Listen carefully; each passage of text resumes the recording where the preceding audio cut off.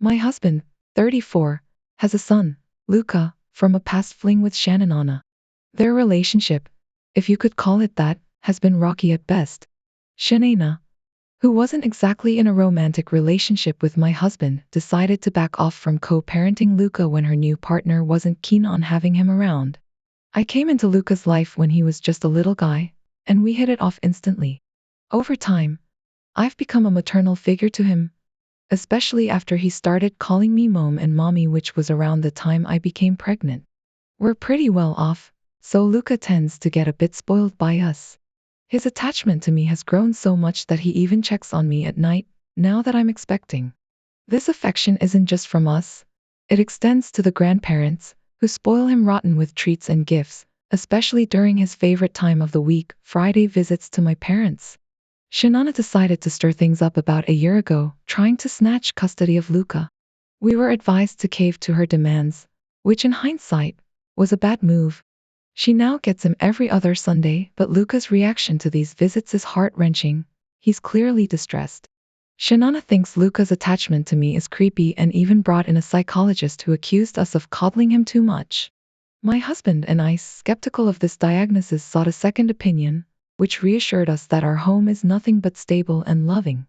As if things weren't stressful enough, a friend of my sister, who knows Shannon, echoed the psychologist's sentiments, blaming me for the situation. Exhausted and heavily pregnant, I've hit my limit. I've stepped back from my role in Luca's life, hoping to ease the tension despite my husband and family's objections. My mom's daily visits to discuss the matter haven't helped. I'm just trying to prepare for the new baby without the constant drama over how I interact with Luca. Am I wrong for wanting some peace? Critics might say I'm the fool for letting Shannon, who previously chose a man over her son, dictate my relationship with the boy I've nurtured since he was a toddler. But honestly, I'm too tired to fight this battle any longer. My husband's son, Luca, came into our lives under complex circumstances. His mother, Shannon, and my husband were never a couple in the traditional sense but tried to co-parent, a situation that fell apart when Shannon chose a partner over her son. I met Luca when he was just a toddler, and we quickly developed a strong, loving bond. Now, with a baby of my own on the way, our family dynamics have been put to the test.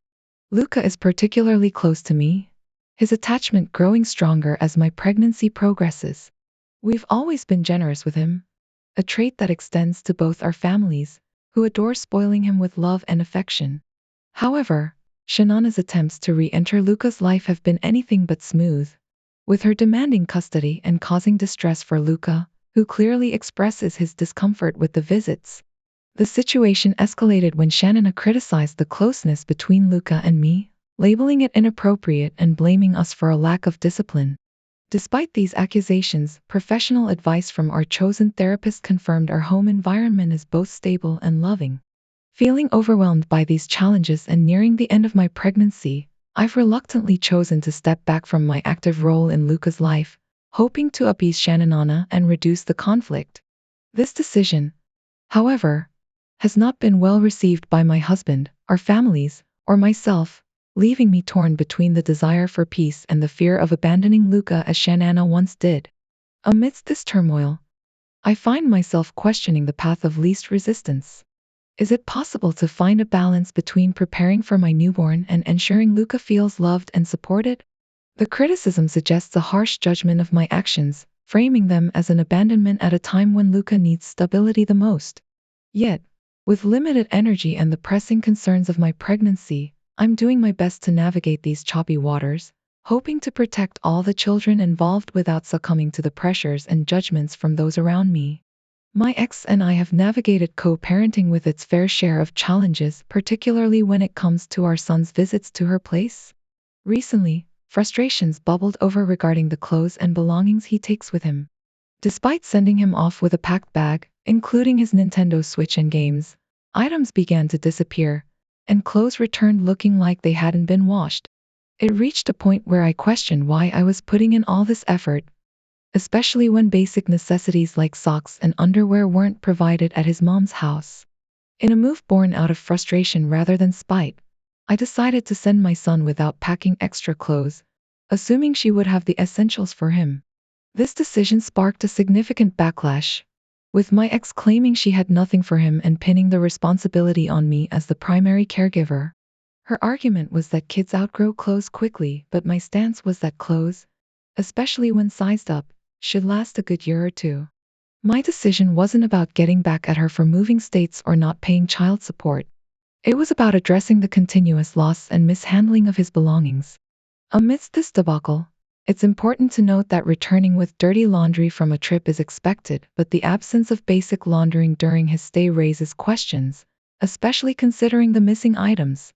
It seems reasonable to expect a parent to maintain a set of essentials for their child, regardless of how often they stay.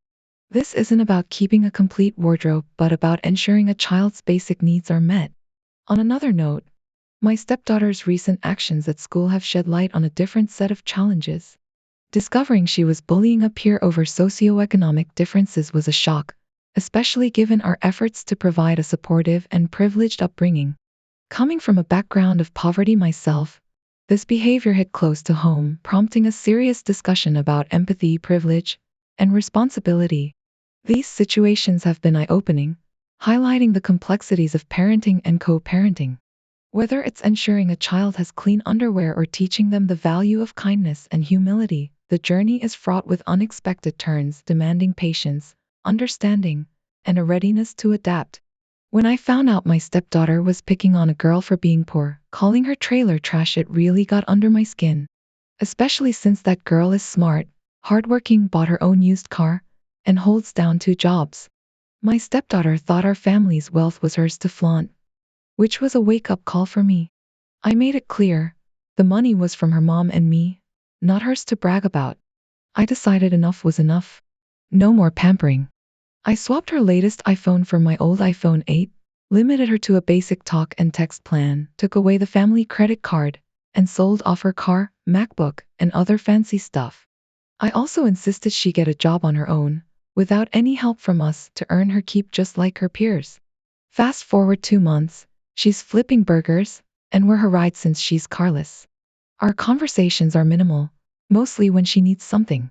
She's not happy with me, to say the least.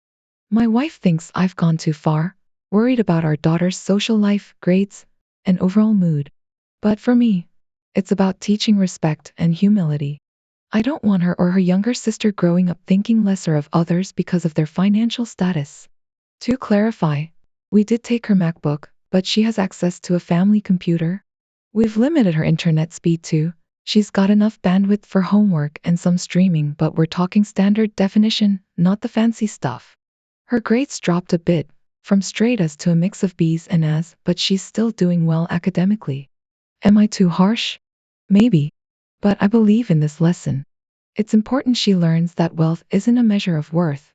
And if her social standing is built on looking down on others, then it's a social standing we can do without.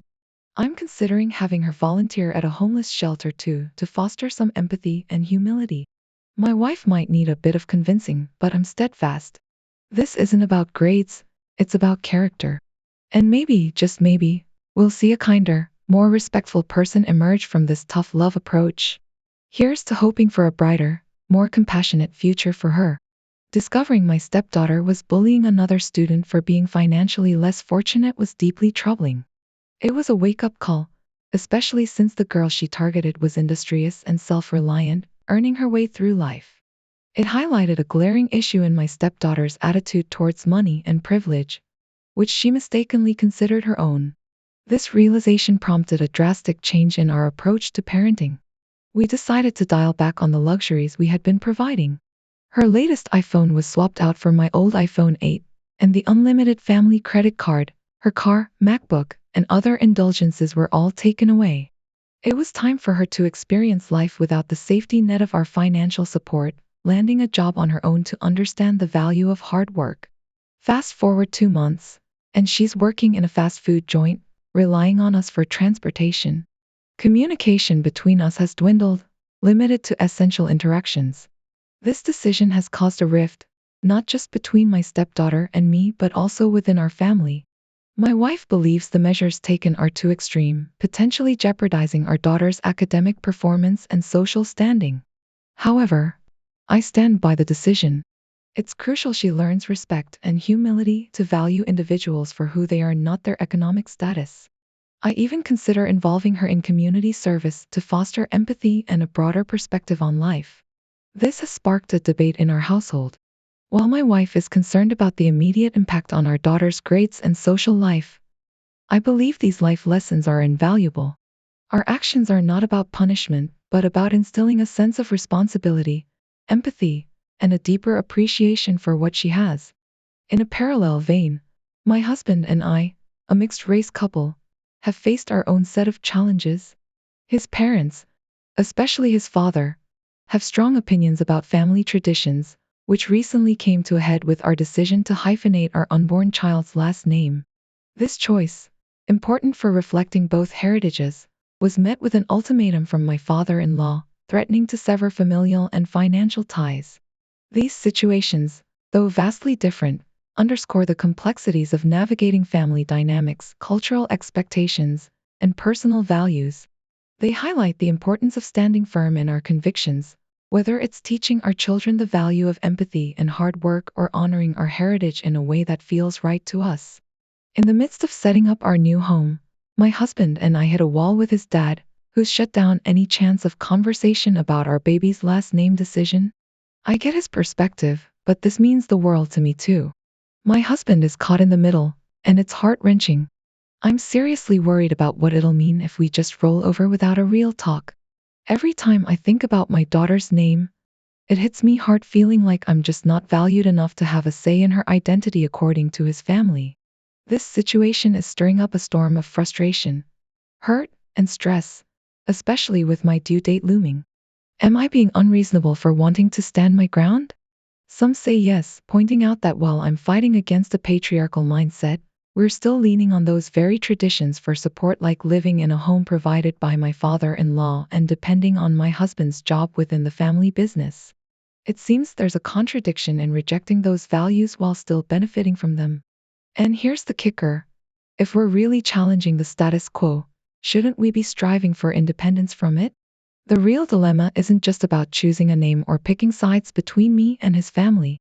It's about whether we can afford to stand up to them at all. We're talking about potentially losing our primary source of income and having to rethink our entire lifestyle. Without his job, what's our game plan? Do we have enough savings? How quickly can my husband find new work? Are we ready for the massive shift in how we live if his family decides to cut us off? Though the advice to conform now and aim for independence later makes sense to some, it feels like conceding too much. Perhaps we could temporarily go with his dad's wishes to keep peace and plan quietly for a future where we're not so reliant on them.